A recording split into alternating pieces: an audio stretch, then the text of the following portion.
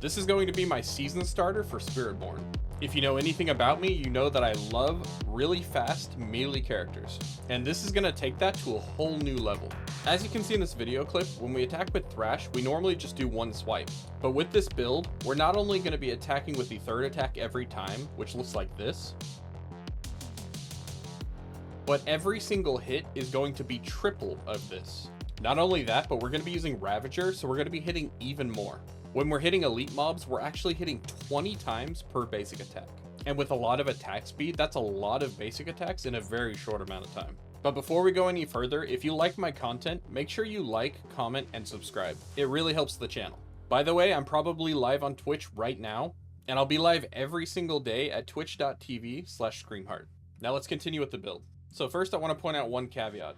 Right now I'm using Loyalty's Mantle, and the reason I'm using that is because of our Jaguar main Spirit Hall. Now this one's out of date on this website, but basically we get a bunch of extra damage every 15 hits that we do. And it's based off of how many hits we do in a short period of time. And this interacts with itself so that we do even more damage because this is hitting as well. Now the reason I'm not sure about Loyalty's Mantle is because I'm not sure which parts get 100% bonus from Loyalty's Mantle. So it's possible that we go with Harmony later. But for now, this is the setup. So we're going with double Jaguar, and both of those are getting 100% bonus. We're scaling our damage with Unyielding Hits and Redirected Force. Both of these are really powerful, and we scale them with defensive attributes. So for Unyielding Hits, we scale it with Armor, and Redirected Force, we scale it with Block. We're also going with the two strongest multipliers for basic skills, Adaptability and Moonrise. These are some major multipliers. We're getting +5 max Ferocity stacks, and that's going to go with the +2 max Ferocity stacks that we're getting from this. Not to mention, we'll be able to use our ult very often, and this increases it by another 4 stacks. Now, an important part of this build is Sepazontec.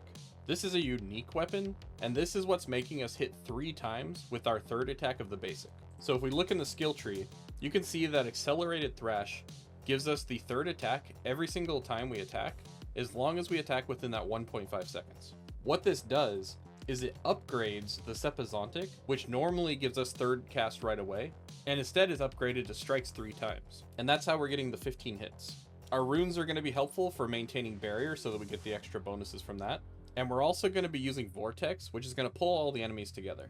Now it's possible I'll change this later if I feel like I don't need it, because we do have a lot of tempers for Thrash size. So I'm not really sure how big this Thrash is about to be. So we've talked about Thrash hitting multiple times, we've talked about Ravager adding hits to our attack.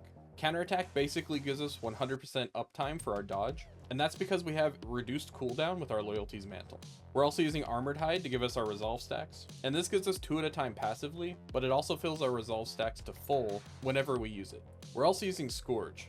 Now this one gives us a nice fat multiplier to crowd controlled enemies, and it gives us lifesteal. And by pairing it with Vortex, we're able to keep enemies in instead of fearing them all away. If you don't know already, the main stat for Spiritborn is Dex, so it's emeralds for the armor. And of course, we're scaling that armor for extra damage, so we're going with skulls in the accessories. When we're ready to initiate combat, we're going to cast Ravager, Counterattack, and Armored Hide. We're going to use the Hunter to leap onto enemies. We'll cast Scourge on the enemies, and that's going to give us that damage to CC and the lifesteal. Our Vortex should pull the enemies in, and we're going to kill them all with Thrash. If you want to see the details of the skill tree, I recommend clicking on the link under the video and looking at the written guide yourself, but I'll scroll through it briefly just so you can see. We're focusing on bonuses to basic skills, damage reduction, any type of damage multipliers. We're maxing out Ravager and Iron Hide, grabbing all of our skills on our bar. We're getting this 1 point of nourishment just because it increases your healing by 20%, which is pretty nice. And for our Keystone passive, we're using Adaptive Stances because I think this is the best way to get more damage. One more thing I should probably note, if you click on the gear stats, you can see that we have maximum resolve stacks here. This is pretty important, and it's important to maintain your resolve stacks because we get damage reduction and damage multipliers from this, which comes from this colossal glyph on the Paragon boards. So for the Paragon boards, we're just focusing on getting bonuses that work for our damage type. So we've got this candy glyph here, we've got Headhunter up here, we've got Colossal, which technically Colossal doesn't actually work for our damage type because it's gorilla damage, but we're looking for the multiplier here, not the additive damage. We're also taking Wildfire here.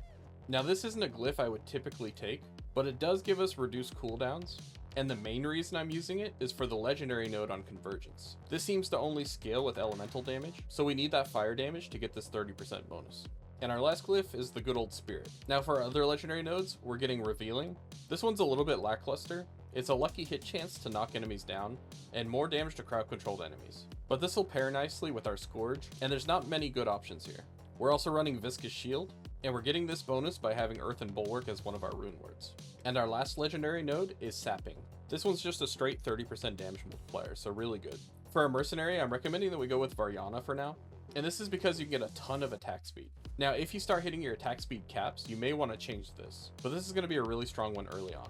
And for a reinforcement, we're going with Rahir, Bastion, and Cast when the player becomes injured. This will just give us another layer of protection. Now, I've got to get to bed because I'm dying to play this in the morning, but I hope you guys enjoyed this video, and I hope you enjoyed the build. I've been working really hard to make as many builds as possible for Season 6. I did every single Druid build, and I'm on my way to doing every single Spiritborn build as well. If you're interested in Touch of Death, Kepaleki Payback, Kepaleki Rake, or any other Spiritborn builds, make sure you check out my profile on my Mobilex page, or join our Discord below. We have a big community of gamers that play Diablo and a bunch of other games. Don't forget to like, comment, and subscribe, and I'll see you guys in my next video. Bye-bye!